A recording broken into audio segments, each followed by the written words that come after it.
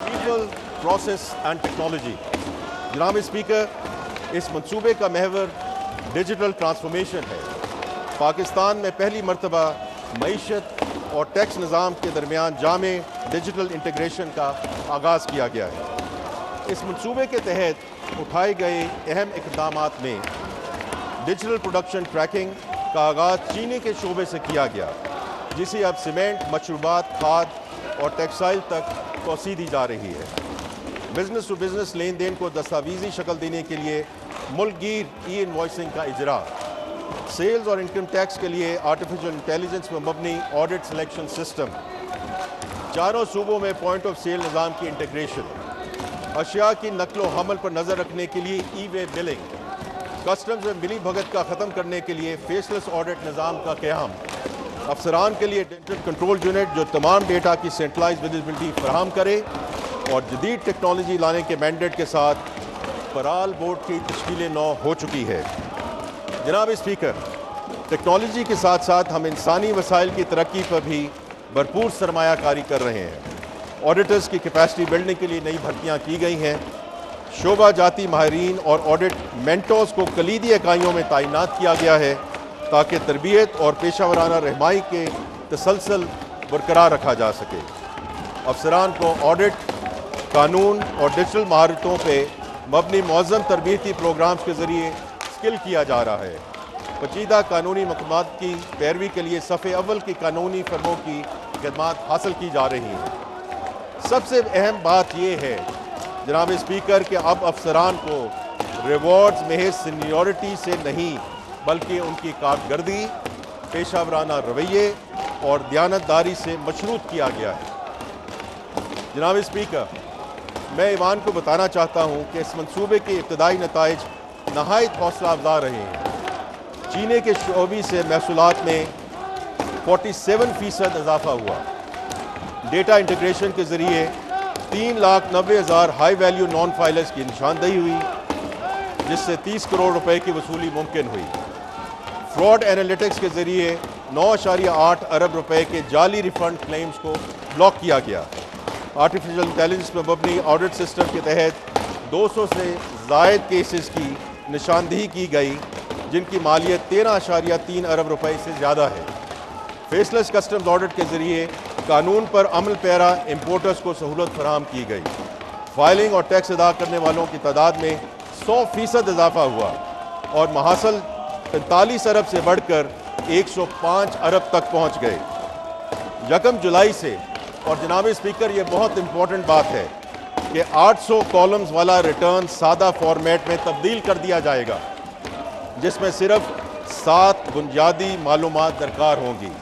یہ آسان اور صارف دوست ریٹرن خاص طور پہ تنخواہ دار افراد اور چھوٹے کاروباروں کے لیے متعارف کروایا جا رہا ہے, جس کے بعد کسی وکیل یا ماہر کی مدد کی ضرورت باقی نہیں رہے گی.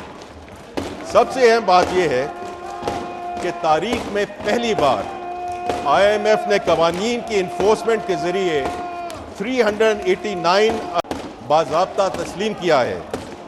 یہ غیر معمولی اعتراف ہمارے اصلاحاتی اقدامات کی طاقت, وسعت اور ساکھ کا واضح ثبوت ہے.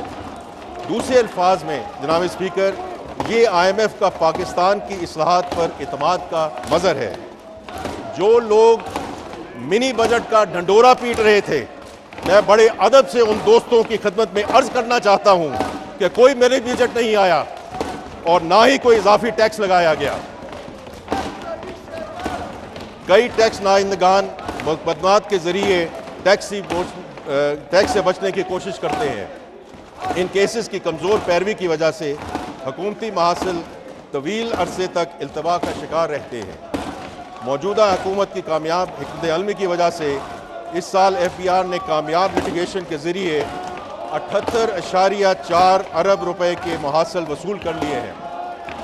اس اہم کامیابی پر میں قانونی ٹیم اور معزز عدلیہ کا تہہ دل سے مشکور ہوں. اس کے علاوہ عدالتوں میں ADR سے متعلق ایک مقدمے کو نیگوشیٹڈ سیٹلمنٹ کے ذریعے حل کیا گیا, جس سے قومی خزانے کو 77 ارب حاصل ہوئے. اب میں جناب اسپیکر آتا ہوں انرجی ریفارمز کی طرف. جناب اسپیکر، معاشی ترقی کے لیے پاور سیکٹر کے شعبے کی اہمیت مسلمہ ہے۔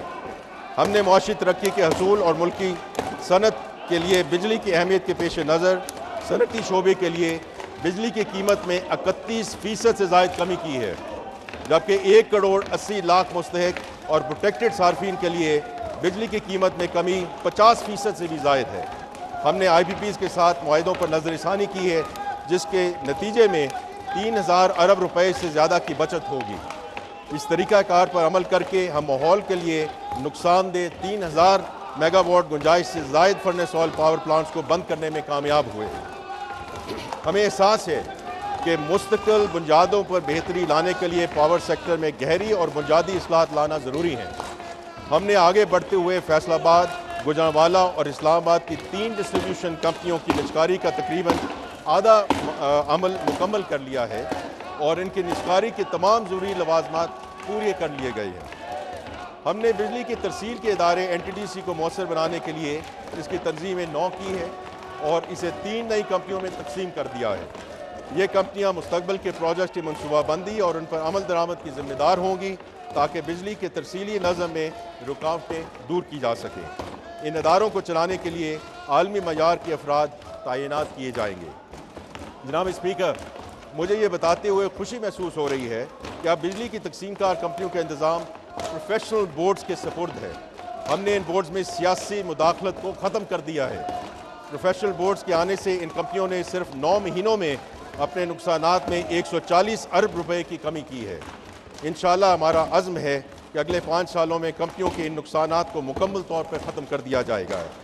بجلی کے شعبے میں کمپیٹیٹو اور آزاد مارکیٹ کے قیام کے لیے قانون سازی اور ضوابط کو حتمی شکل دے دی گئی ہے اور اگلے 3 ماہ میں اس پر عمل درآمد شروع ہو جائے گا۔ پاکستان کی تاریخ میں پہلی بار توانائی بچت کے اصولوں پر مبنی بلڈنگ کوڈز منظور کیے گئے ہیں اور وفاقی اور صوبائی اداروں کو ان ضوابط پر مکمل عمل درآمد کی ہدایت کی گئی ہے تاکہ مستقبل میں بننے والی تمام تعمیرات توانائی کے اعتبار سے مؤثر اور فعال ہوں۔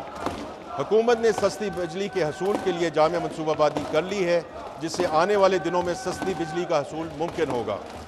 اس منصوبے کے تحت اب تک 4000 ارب روپے سے زائد کی بچت کی ہے اور 9000 میگا واٹ گنجائش کے مہنگے بجلی گھر جنہیں نیشنل گرڈ میں شامل کیا جانا تھا ترک کر دیا گیا ہے۔ اس کے علاوہ ہم نے بجلی کی پیداوار کے ایسے تمام پلانٹس کو بند کر دیا ہے جو جینکوز کی شکل میں سرکاری ملکیت میں تھے۔ ان پلانٹس کے فالتو آلات کی فروخت کا عمل شروع ہو گیا ہے تاکہ ان اداروں کے باعث ملکی خزانہ پر 7 ارب روپے سالانہ سے زائد کا بوجھ ختم ہو سکے۔ جناب اسپیکر، گزشتہ چند سالوں کے دوران ہم نے پاکستان کے تیل اور گیس کے شعبے میں ٹارگیٹڈ ریفارمز کی، جن سے سرمایہ کاری میں اضافہ اور اسٹریٹجک ڈائیورسفیکیشن بل بوتے پر نمایاں ترقی ہوئی ہے۔ ایکسپلوریشن اینڈ پروڈکشن ENP کے شعبے میں کمپیٹیٹو بڈز میں خاص طور پہ ترک پیٹرولیم سمیت بین الاقوامی کمپنیوں کی خاصی دلچسپی رہی، جو طویل عرصے کے بعد آن شور سیکٹر میں قابل ذکر بیرونی سرمایہ کاری کی علامت ہے۔ پاکستان آف شور ایکسپلوریشن بڈ راؤنڈ 2024 کا آغاز 1 دہائی سے زیادہ عرصے کے بعد عمل میں آیا، جس سے آف شور سیکٹر میں ENP سرگرمی بحال ہوئی، جبکہ تیل اور گیس کی متعدد دریافتوں سے امپورٹ سبسٹیٹیوشن میں مدد ملی اور انرجی سیکیورٹی میں بہتری آئی۔